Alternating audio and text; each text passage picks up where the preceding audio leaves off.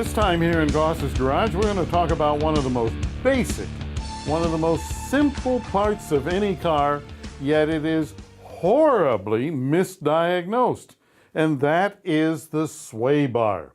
Now back here we have a graphic, crude as it might be. It shows what a sway bar looks like on the car.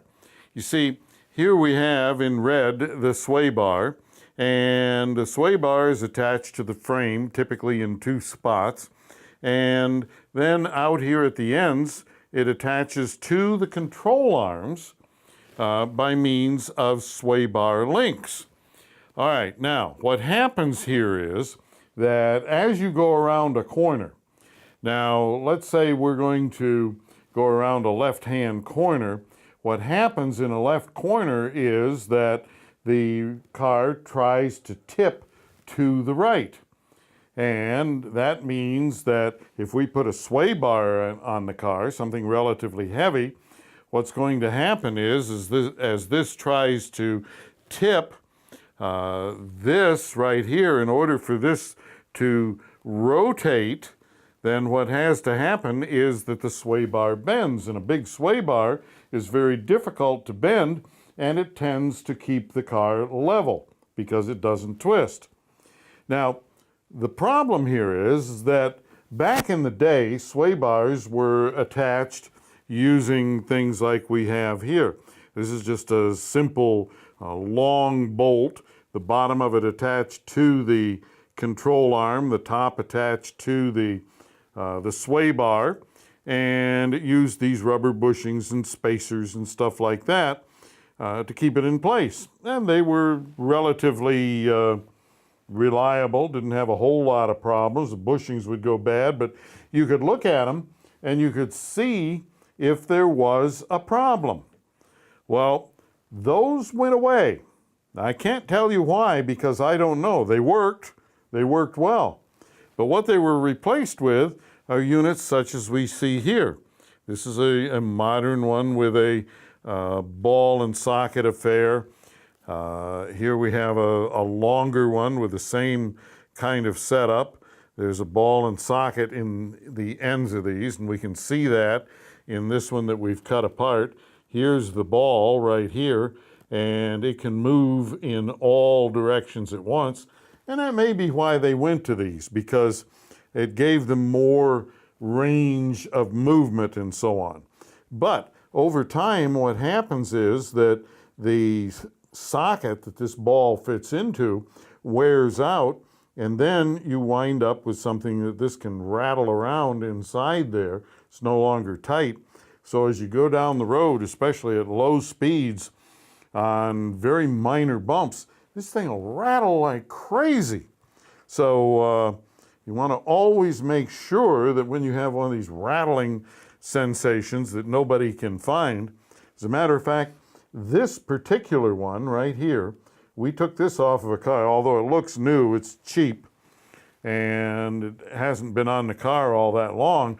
But this gentleman brought his car in, said he wanted new tie rod ends because the car was rattling. And said, okay. He says, is there any way to upgrade them above and beyond what the manufacturer offers? Yeah, we have some products like Moog, for instance. Moog is an aftermarket manufacturer that makes replacement parts for suspensions and so on that address common problems. He says, okay, brought his car in, and we checked it out. We got to the end of the street. Now this car has had 3 sets of tie rod ends in 2 years, and he spent a lot of money on it. And here's this rattle. Rattle never really went away. So by the time we got to the end of the block, we knew right away that this was one of two things, either a bad sway bar link or a sway bar bushing, and we'll talk about the bushings in just a minute. Got it in, and sure enough, one of these is worn really badly. And like I say, it's a cheap part, not something that we would use here. We got better parts put on it, and problem gone. So the fact of the matter is here that when you get these rattling sounds in the front end of the car, don't go for the big dollar stuff first. Always make sure that you check the sway bar links. Here's another one. This one, if you'll notice, the ball is completely gone on it. This car had spent 2 years going back and forth to the dealer trying to get rid of the noise in the front end of the car. There was all kinds of new parts under the car, and here this was sitting there completely separated, and nobody had paid any attention to it. So a new set of sway bar links, and it took care of it. Now again, you have to make sure that you use the proper quality, and if there's a question, go back to the dealer, because there's all kinds of stuff like these that some of them are imported and so on. They do not work that well. They don't last that long. The fit between the ball and the socket may not be precise enough, and you still get these little rattling noises in the front of the car. All right, that is the most typical problem. Now here's another problem. These are the sway bar frame bushings. Now these go around the sway bar and then they bolt onto the frame of the car. This is what positions it underneath the car. Now they have these rubber bushings in them, and the problem here is that the inner portion of the rubber, now the outside of it may still be nice and soft, but because this thing is twisting inside this rubber, over time what will happen is the inner surface of the rubber becomes hardened, and it gets kind of glazed and dirt and stuff builds up in there and so on. Well, that will cause the same kind of rattling, other than the fact that in many cases it is much more substantial. We've had cars come in that you would swear that something major was just ready to fall off from under the front end of the car. And this is often diagnosed as bad ball joints, when in reality it's nothing more than the hardening of the inner surface of this rubber.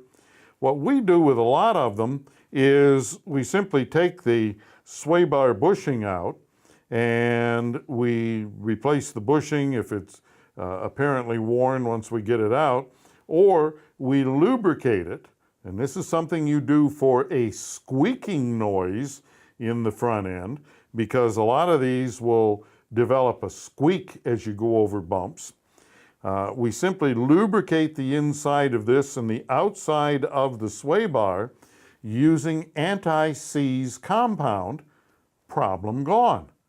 So these are very, very simple operations, yet they are constantly misdiagnosed. And they're usually misdiagnosed with something that's expensive, like this one with that loud rattle. New ball joints. Well, new ball joints cost like 20 times as much as these rubber bushings. And in most cars, these rubber bushings are really easy to replace. You could probably do it yourself. The way most of them work is you take 2 bolts out of the bracket.